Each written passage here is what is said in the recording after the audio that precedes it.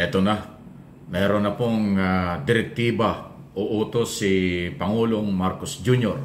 kay incoming Secretary Senador Sani Angara bilang Department of Education Secretary na palakasin ang edukasyon ng bansa.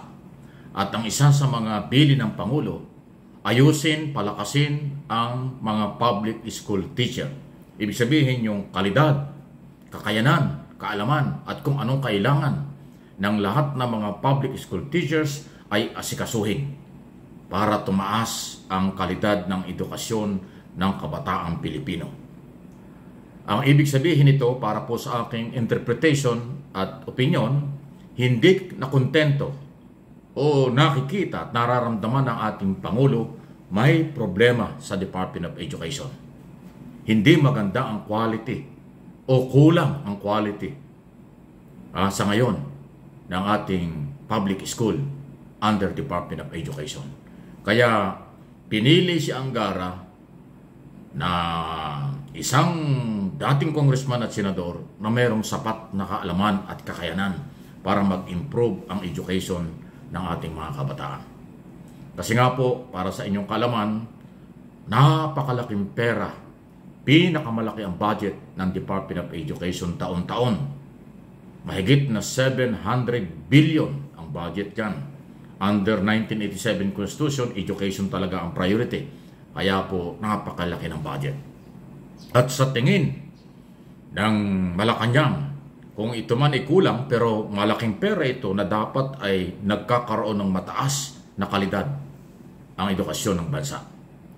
Ito ay matapos nga po na lumabas dun sa PISA, dun sa international competition o international record na bagsak at napakahina ng kalidad ng edukasyon ng bansang Pilipinas kumpara sa iba. Napag-iwanan tayo. Okay?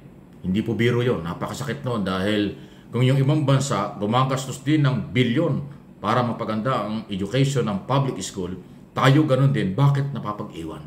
So, nasa diskarte ng sekretary, nasa programa ng DepEd ang maaaring pagkukulang. At dahil dyan, kaya nga nahirapang pumili, matagal din bago nakapili, ang ating Pangulo at si Angara nga po ang itinalaga. At palagay ko kakayanin niya.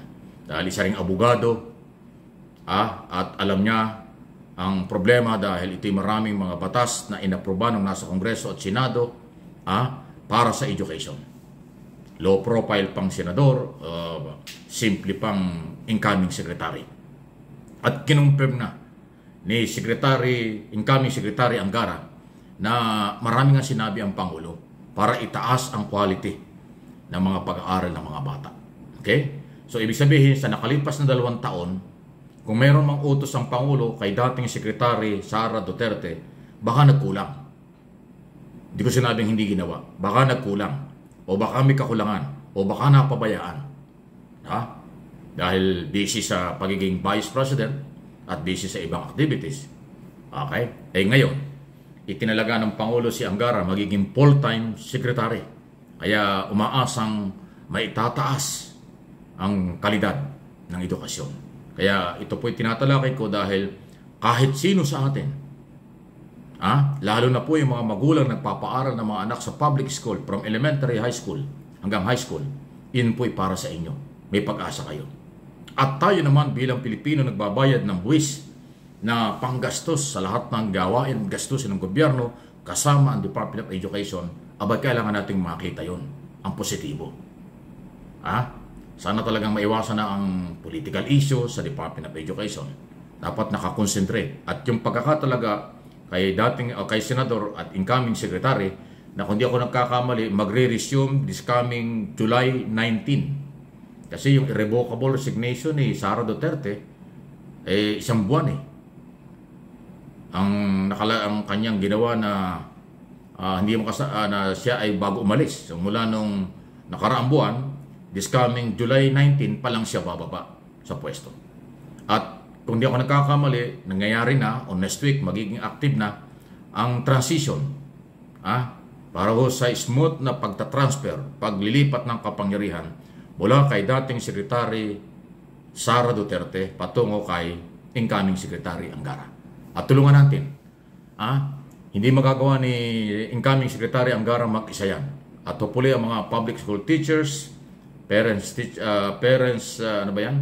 Association of the Philippines, at lahat ng may kinalaman sa education ay magtutulungan. At siyempre yung mga bata. Dahil ang pili ng Pangulo ay ayusin, nandiyan ang suporta ng Executive Department sa pagpapagawa ng school building, classroom, textbook, at iba pa. Siguro, pakasilip na rin, Secretary Angara, yung mga nabitin, baka may mga nabitin na mga project na hindi nabayaran o baka bayad na, hindi napapakinabangan. Kasi yan, naging issue dyan sa Department of Education. Doon sa mga investigasyon sa Kongreso, may mga project na may pera, hindi yata na ipatupad. May mga bayad ng proyekto, hindi naramdaman. So, palagay ko, sisilipin niya. Kasi may karapatan ang mamamayang Pilipino malaman kung saan nagamit ang 750 more or less billion every year dyan sa Department of Education. Laking pera nun, grabe. Pinakamalaking budget. Parang kinukwenta natin, kailangan gumastos ang Department of Education ng 3 billion araw-araw. Diba? Kasi yung, halimbawa, 700 billion, ay 365 days lang isang taon, diba? Marami pa tayong weekend at holiday. Pag kinuwenta mo yan, baka 250 days na lang. 250 days, kukwentahin mo doon sa 750 billion. Magkano isang araw niya? Yan ang dapat gastusin sa school building, textbook, classroom, at iba pang kailangan. So kung tutuusin, sa laki ng perang niya ng DepEd, dapat hindi tayo napapag-iwanan, dapat napakataas ng quality ng education ng Pilipinas. Kasi nakakainggit, di ba? Nakakainggit. Sabihin natin na inggit, dahil kasi yung Singapore, maliit na bansa, napakayaman, number 1 sila. Ang education, hindi lang sa Asia, sa buong mundo, napakalakas ng Singapore. Number 1 sila. Ng kabataan. Ang galing ang taas ng quality. Ang galing ng mga estudyante sa Singapore. Di ba? Kung kaya ng Singapore na maliit na bansa, although mayaman sila, bakit tayo hindi natin kakayanin yan? Dapat kayanin. So good luck kay Secretary Angara. At kung ano man ang pinaggagawa ni Sara Duterte dyan, malalaman din natin. Baka mali yung priority, baka masyadong naging busy sa ibang trabaho, kaya sumablay at kaya ako nagkaroon ng problema. Kasi kung walang problema, hindi mag-uutos ang Pangulo ng ganyan na napansin niya. Ang teacher ay tulungan para tumaas ang kalidad at moral sa pagtuturo. Pati ang mga bata ay kailangan tutukan. So, yan po yun. Kasi kung naging masaya si Pangulong Marcos, walang ganyang utos. Ibig sabihin niyan, maring utos niya, ituloy lang ang mga nasimulan. Ngayon, hindi. Iangat, baguhin, diskartihan, ayusin. Ayan ang bilin Anong ibig sabihin nun? Malaya po kayo na makapag-komento o reaksyon, comment, at paki-like, forward nitong aking mga video.